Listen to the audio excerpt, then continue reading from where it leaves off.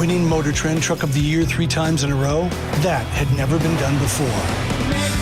Then again, neither had a 12-inch touchscreen or 1,000 pound-feet of torque. Never been done before. It's just kind of our thing.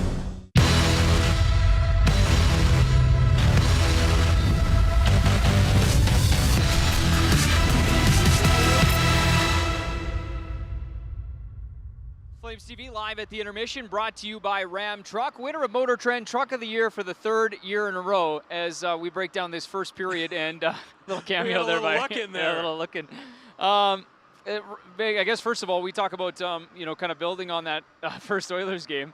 But just what about this period that stood out to you? It seemed a little bit lacking of flow in some sense. I think that's very fair, Parks. I would start this way: give the opponent credit. In these games, you always have to expect a push, and I thought the Oilers, even in their first 2 shifts, looked like they had good pace, good energy, spending time inside the Flame zone, and eventually it led to a turnover, the game's first goal. It fed McDavid and their best players.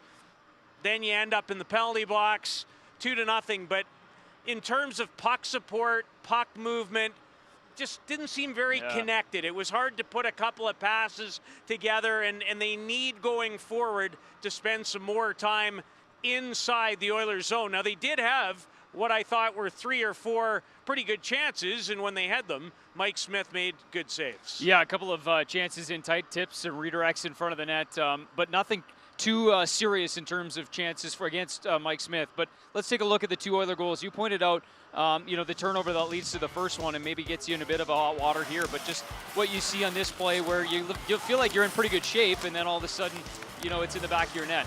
Well, that's exactly right. McDavid will get the puck down low, and Milan Lucic, under some pressure, flips the puck into the high slot. McDavid, one-touch pass to Ryan Nugent-Hopkins, and Nugent-Hopkins has 3/4 of a net to shoot it into. Nugent-Hopkins was -3 in the game 2 nights ago, has his 11th of the year. And then on the power play, they'll work the puck around the horn. It'll come back to Tyson Barrie, and Jesse Pulujärvi, who loves to play against the Flames in his career, waist-high redirect through the legs of Jacob Markstrom. He has 8 goals, the 4th overall pick in the year 2016. He has 4 of them this season against the Calgary Flames. Yeah, no question, and beautiful redirect in front. And there again, the Flames looked like they might have had a chance or 2 to clear.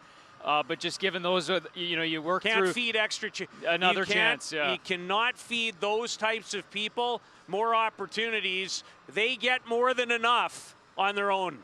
I wanted to ask you about just the lineup we're seeing tonight from the Edmonton Oilers. Obviously, Zach Kassian comes in, but maybe more specifically, the fact that the Flames have now seen in the 5 games in a period against the Oilers a number of different looks, but they've seen McDavid and Draisaitl together. They've seen them apart. They've seen them together. Why the change again? What has forced them to kind of go about it this way, separate tonight? Maybe the same reason they put them back together after a great first period, February 20th.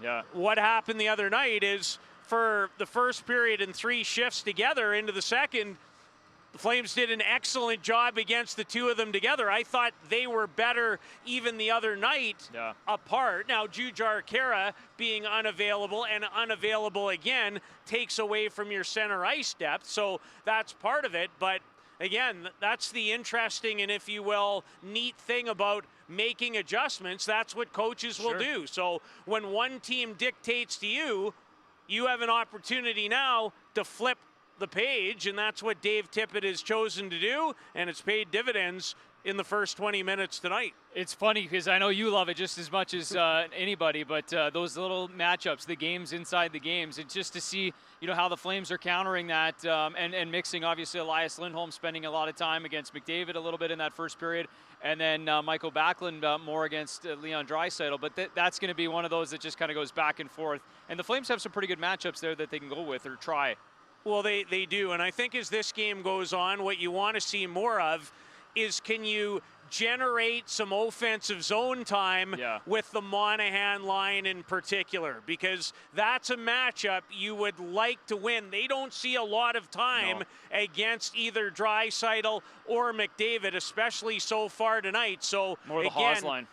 Yeah, you need to win that matchup, and you always feel like the Derek Ryan group will hold up their end of the bargain. One last one for you, Noah Hanifin, obviously another guy that spent a lot of time, in particular last game against McDavid's line, and did an admirable job. Obviously, he's going to get the fireworks for the game-winning goal, but what have you seen from Noah Hanifin here of late? Well, the Noah Hanifin story, as we take a look, he scored 3 goals in his last 5 games. He's had just an outstanding year. Coming out of the bubble, Brendan, wouldn't it be fair to say that any potential big trade might have involved Noah Hanifin? In a short span, he's challenged himself. He's playing the best hockey of his life. I think Chris Tanev has made all the difference in the world. Listen, there's nothing better than on a good team when you find someone who makes it simpler. Chris is such a selfless guy. I think it's really created Noah to be confident, comfortable. As much as we're talking right now about his offensive game, where it's really started, he's made great strides in his defensive game. Remember, he came into the league at 18. We want all these really talented young guys to figure it out off the hop. Takes time. He's playing great hockey.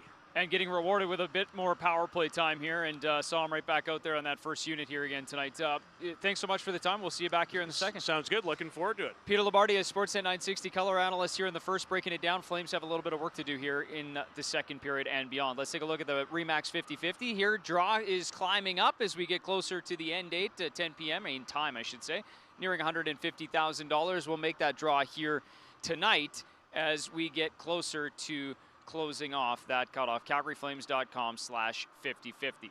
Well, we told you about the fan cutouts that have joined us here over the last number of games on this current homestand. Several hundred there now added into the North Stadium side, and lots of great faces, great Flames fans. Wanted to point one out in particular to you, though. This one is really special. Bernie Hargrave, a member of the Calgary Flames family for 28 years. The PR staff, she joined in 1988. Well loved by staff, clients, players, and alumni. That is a photo from 1989 after the Stanley Cup victory, her with the Stanley Cup, and her husband, Ross Hargrave. He submitted the fan cutout, so there she is with a great seat here watching the action. She said she refused to touch the cup until the Flames won again, but a beautiful photo, and great to have Bernie Hargrave, who passed away in February of 2016, nearly 5 years ago now. But what a beautiful fan cutout. You can get yours, by the way, by going to CalgaryFlames.com/fan cutouts. All right, we're back in the second intermission. Flames down 2-0 after 1. We call it the Ram 1500 Limited. But truth be told, there's nothing limited about it. Ram 1500, winner, J.D. Power Award for Best Driver Appeal.